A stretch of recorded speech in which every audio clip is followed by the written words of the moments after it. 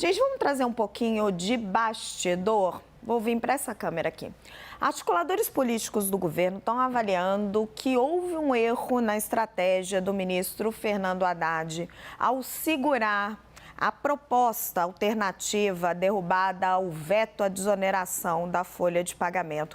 Já consigo colocar aqui minha parceira, Clarissa Oliveira, comigo, porque a gente vai batendo uma bola junta, porque a avaliação feita por interlocutores é que o ministro minimizou a forte pressão que vinha a ela, chegando aqui, né, Clarissa? Porque o que acontecia? Esses setores têm uma força muito grande e o erro que o Haddad teria cometido era segurar os detalhes da proposta de compensação a esses setores. Qual que era o objetivo dele? Ele não queria contaminar as discussões. Ele tinha a MP das subvenções do ICMS, que ia garantir mais arrecadação, e a reforma tributária para votar. Mas não foi votado. Ficou para a semana que vem, quem sabe para o ano que vem. E sem os detalhes da compensação na folha, o Congresso seguiu em frente, derrubou o veto, o rombo é de cerca de 20 bilhões e tudo isso junto, tornou mais difícil a missão da Fazenda de cumprir a meta de déficit fiscal zero no ano que vem. Agora, Clarissa, tem uma coisa também que está claríssima, né? O Planalto desistiu de segurar esses vetos. A sensação que dá é que também nunca teve nos planos deles. Esses vetos, tanto da desoneração da folha, talvez um pouco menos, mas principalmente do marco temporal, era para marcar. Era realmente, o marco temporal era para marcar, mas era realmente ali para colocar uma posição política. O da desoneração da folha, acho que eles tentaram um pouco mais porque é recursos. O marco temporal, acho que nem isso. Olha, Raquel, todas as indicações ali que foram dadas pelo Palácio do Planalto, desde o início desses dois processos que você mencionou, vão na direção de que não houve, de fato, um esforço para que esses vetos fossem ali mantidos pelo Congresso Nacional. No caso do marco temporal, como você bem disse, essa articulação não aconteceu nem na etapa preliminar, nem quando o assunto ainda estava sendo discutido lá no Supremo Tribunal Federal. O que algumas fontes próximas do presidente Lula indicavam era, olha, o presidente vai apresentar esse veto como um gesto político, até para acalmar um pouco a sua base, dar uma justificativa para a sua base, mas já está combinado com o entorno dele, com os partidos que fazem parte da base aliada, que é para deixar o Congresso derrubar, porque seria uma forma de fazer um aceno velado, inclusive a bancada ruralista. Isso para citar um exemplo, Raquel.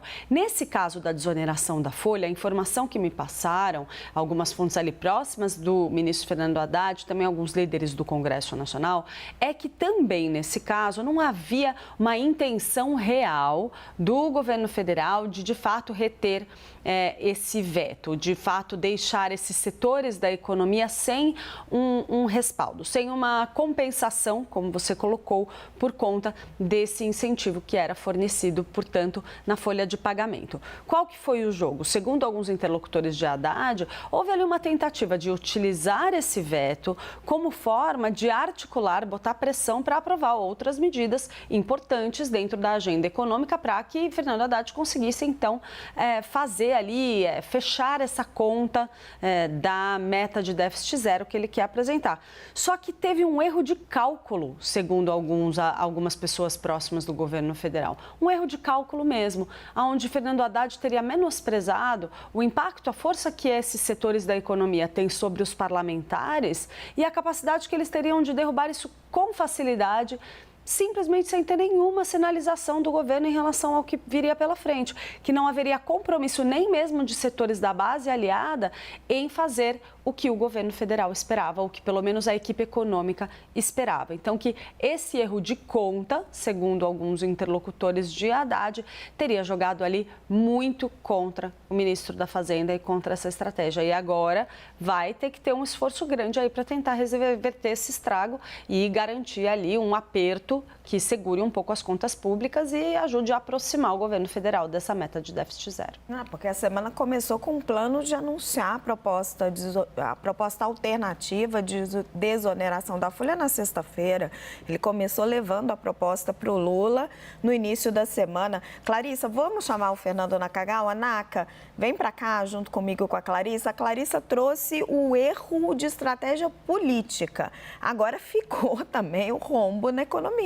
porque estava contando com o dinheiro das subvenções, se eu não me engano, inicialmente eram 35 bilhões, já não estavam mais falando nisso, e agora vão ter que pagar o veto, que já eram uns 20 bilhões. Sim. Me corrija aí nos números se eu estiver errada, mas a sensação que dá, assim, o Haddad não fez o gol e ainda tomou o gol, certo? Sim, definitivamente sim. Este é o resultado, pelo menos até agora, 5 horas da tarde no horário de Brasília. Porque o que tem de votação, resultado até agora, mostra que em 2024 a gente está mais perto, Raquel, de um déficit equivalente a algo perto de 1% do PIB do que 0,70, como se estimava até o começo da semana. Então, houve uma piora nada desprezível do quadro fiscal para o ano que vem. O Congresso Nacional mostra, é muito interessante observar do ponto de vista econômico, porque o Congresso mostra ao mesmo tempo que é liberal nas ideias econômicas, mas ele não é fiscalista.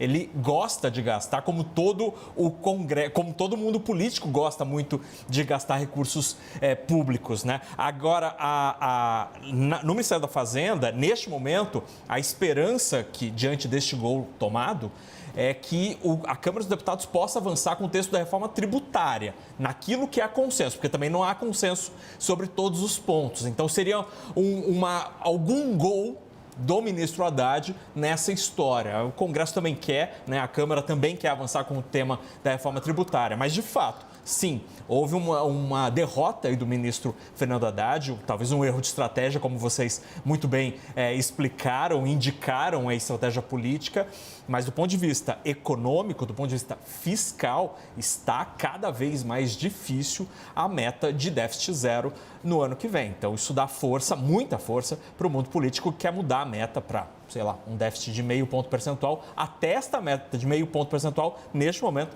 parece bastante difícil, bastante ousada.